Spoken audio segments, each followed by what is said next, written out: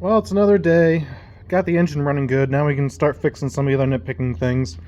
I'd like to start doing leaves in the garden, but it's just been raining non-stop. Everything's soaking wet out here. So let's continue with this thing. As for parts I have to order that insulator, an air filter, and this breather tube. Probably coming Friday when I get my paycheck, I'll get all that stuff ordered for this. Engine block is fine. I'm going to take this deck off, see what that all looks like. I'll get the covers off and make sure the belt's good and the tensioner's good. And I also need to change the oil in the bevel gearbox because that's got a little bit of a rusty, milky look to it. We'll check the oil level in the transmission. We'll start getting the cooling fan and shroud put back on. That tractor should be a good donor for hardware to fix that. Okay, I got up under here and the belt wasn't particularly nice. It was old. It was starting to crack up. But this spindle's a little bit noisy, but doesn't have any play in it. This one's got a little bit, but it's quiet. Otherwise, this one has zero play in it. Nice and tight. And I noticed that this tensioner pulley was not moving, so I had to take it off and knock the bushing out, clean all the rust out of it, and put it back together. So that's moving good now. I kind of figured I'd probably find some issues under here, but we'll get that all straightened out. I'll put the covers back on. I'll clean all this junk out, and I'll spray some fluid film on the top of this so it doesn't rust. Kind of prolong the life of it as much as we can, because you can't exactly go to the store and get new deck shells for these anyway. But I was lucky that the tractor in that bin of spare parts came with a new deck belt, so I don't need to buy one of those. So let me get that back together and all done and move on to the next thing. I gotta flip it up and tighten up the blades and see the blades are straight or not. Okay, going to stick this in as a bit of an update. I did test run this deck and I found two issues with it. This is that brand new belt and it obliterated it. What I found is there was a lot of surface rust on these pulleys. So what I did is I got myself a wire wheel and I rammed it into the V grooves here. So what I did is I took this pulley off and I was able to get the grinder in here and clean all the rust out off of these V pulleys because I don't have good replacements. So now it might be pitted, but it's at least smoother than what they were before. I also swapped out this tensioner because it started making more and more noise. And another thing I did is the blades didn't seem to be spinning fast enough, so I got a smaller pulley for it. This is a bigger one, that's a smaller one. And that'll hopefully make my 74-inch belt fit better. I'm going to run out and get a new 74-inch belt. And also going to put that pulley on there and officially fix that and get that straightened out, since I had to take it all back apart again. So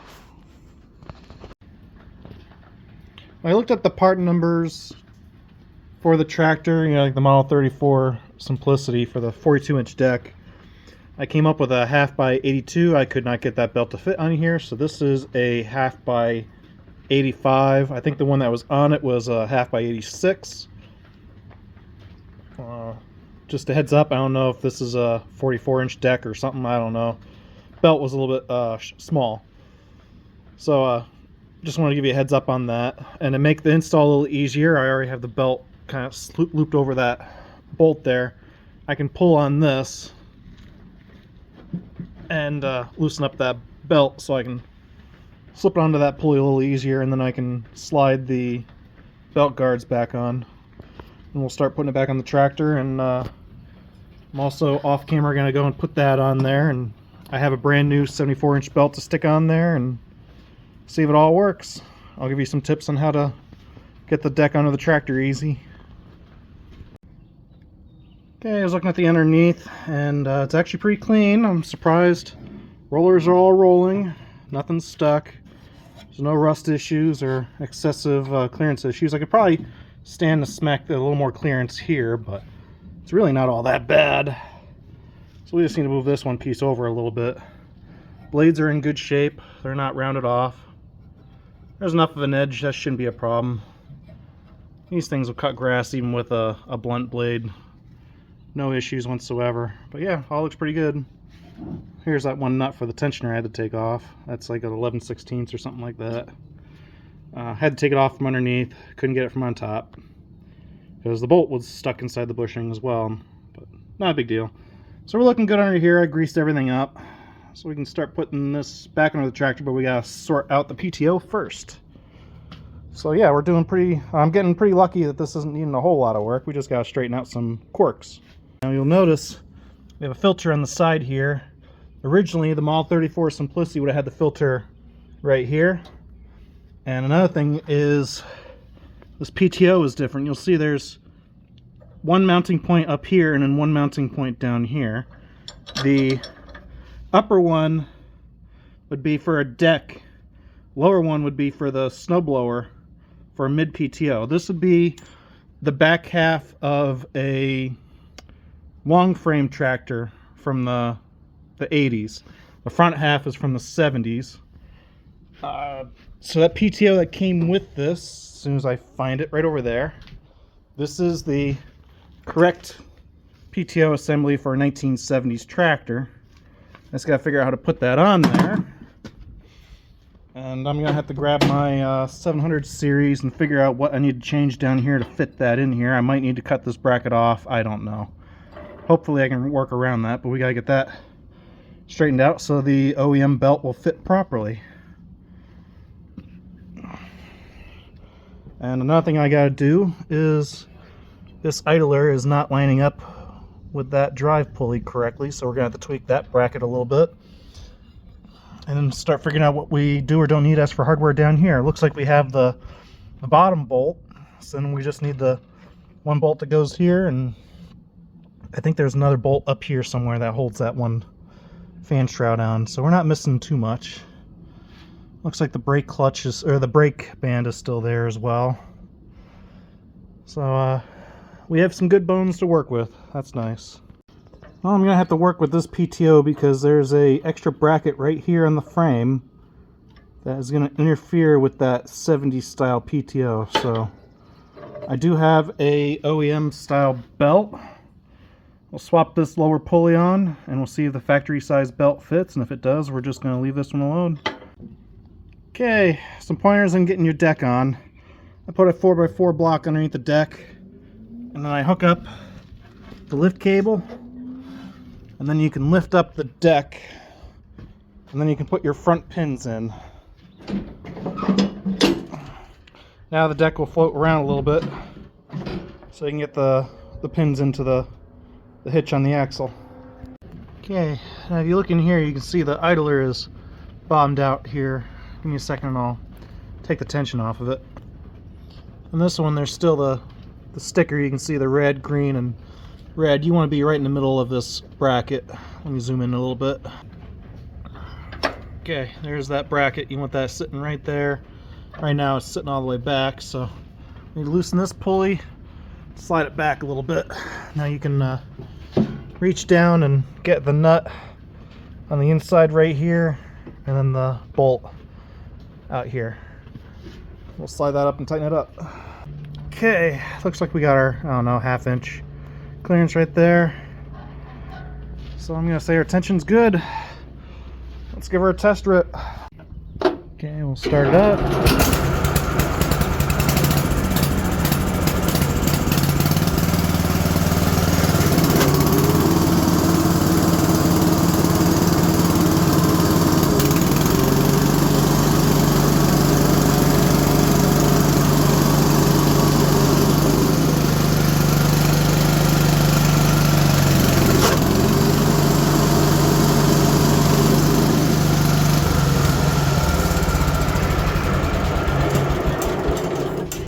Okay, we're making some progress.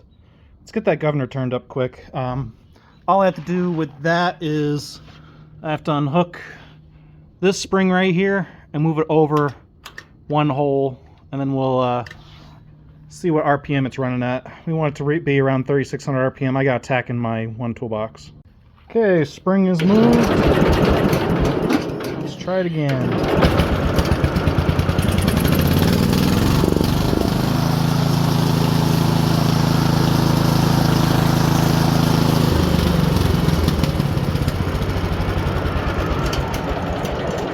Yeah, I can live with that. That's not too bad. So yeah, just move that spring over one hole. You unhook the top, then you can unhook the bottom, move it over, and then hook the bottom, and then you can hook up the top. Very simple. How do you like that? Okay, that just leaves the clutch over here. Now I did put a pry bar and get this a little closer, so at least they're in line now. So that won't hurt the belt. Okay, in case you ever have to change this belt, I'm going to give you some pointers. You're going to unhook your spring and your belt so you can drop this clutch down. Then there's one bolt right here, which would be this one right there. Then there's another bolt right here, which would be that one right there. Then you undo this nut for this brake. This side of the brake, I'm sorry. Then you undo this nut to get that out of your way. Set that aside. Then you can take this bolt out that holds the brake band to the transmission. Get that out of your way. Then you can walk your belt off of the pulleys. There's also a 5/8 bolt down here to loosen up that belt guard. And then it's just reverse order to put it back together. And make sure that this bolt is tight for your clutch pivot point, because it seems like every single one of them is bound up or loose. This one was good. And then you can pull your clutch tight and make sure your belt is nice and straight. This is a 47-inch belt. I do not have any replacements. So I just had to put one on that I had, which was a used one, off of that. Sorry. Not sorry. And then now we can put the cover back on. Okay, just for future reference, you want to make sure your belt is good and tight and you have some space in this spring right here in your clutch. See right there. You also want to make sure you have some space right here for your brake. And you also want to make sure when you get it all the way down that your brake is tight and working properly down here. And you might have to adjust these two nuts, and you might have to adjust those two nuts. So that's all working good. Now let's replace this piece that has been modified and messed with. Get that working properly, because there's nothing keeping this from getting bumped into reverse now. And it's raining again. But yeah, this is going to be snuck in. This is a different day, so sorry about the confusion. Anyway, I checked the oil. The oil in the bevel gearbox was pretty muddy, so I just filled up with some 530, ran it for a while, and then stuck my vacuum extractor down in there and sucked the oil out and put some fresh gear oil in. Checked the level of the hydrostack and topped that off. That's good. And I was looking in here.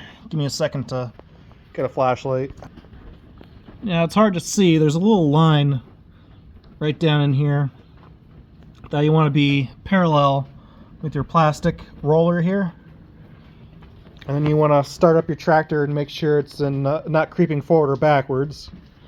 And if it is creeping, you're going to have to loosen up the jam nut out here and then adjust this nut in here to push this rod that way or that way to push the transmission forward or backwards. So let's see, forward would be pushing it that way. So you have to unthread this jam nut. I'm sorry, the adjustment nut would have to be unthreaded if you're creeping in reverse, and then threaded in if you're creeping forward. Thankfully, I didn't have to adjust this one. This was fine. Make sure this linkage isn't rusted or seized, because I've seen where these get a little messed up or bound up with grass. What I like to do with mine is put hose clamps on them so the spring doesn't compress when you're going up a hill, but that's basically your anti-rollover protection if you're going up a steep hill. As for putting the hitch on, this wire points down right there, and then you put your pin in. Then you got two set screws on the collars. You slide that in, and then you lock your set screws on. The set screws are brand new, and that's all set. So you can see how that's supposed to be in there. It's kind of just sticking out a little bit on this side, maybe like a 1/16 or 1/8 of an inch, and then Sticks out on this side for the sleeve hitch clutch adapter to go on. Unfortunately, I don't have the pulley bracket for this one to sell it with a mule drive. I also changed the oil on the engine. That takes about, I don't know, 1.5, 2 quarts. Fill that one up. Briggs oil or AMSOIL small engine oil. So I got pretty much everything all straightened out on this thing. Let me fire it up and run it, and we'll see how it sounds now that everything's been all fixed up and adjusted and put together. Now, at first it was kind of hard to start. This thing's cold. I suspect now that the engine's been fixed and tuned, it should fire up pretty quick.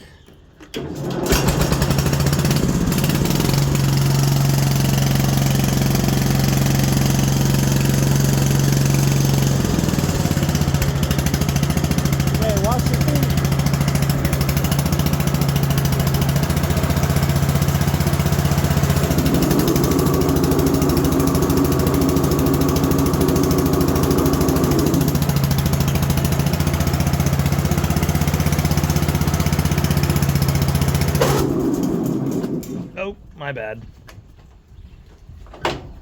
It doesn't have a PTO safety. That's been bypassed or it was never available. But the neutral safety does work. There's a little button down here. So I'm not going to be too concerned with that. So when the weather clears up, I'll take it out for a test run and see how it goes. I know the air filter's not pretty, but it's only temporary. I don't have any of the tall filters. I only have the short ones. Oh well, let me get you guys on a tripod and we'll see if this thing cuts grass or not. Everything else is working, runs and drives. Wants to creep a little bit in reverse now that it's warmed up so I can fix that. But yeah, that was a lot of grass. I mean, that's a 1.5 feet, so what, 18 plus inches of grass? And it wasn't really 100% dry either. It was plugging up a little bit, but yeah. It's got life. If you liked the video, make sure you give me a thumbs up. And as always, thanks for watching. Have a good day. Catch you on the next one. Bye.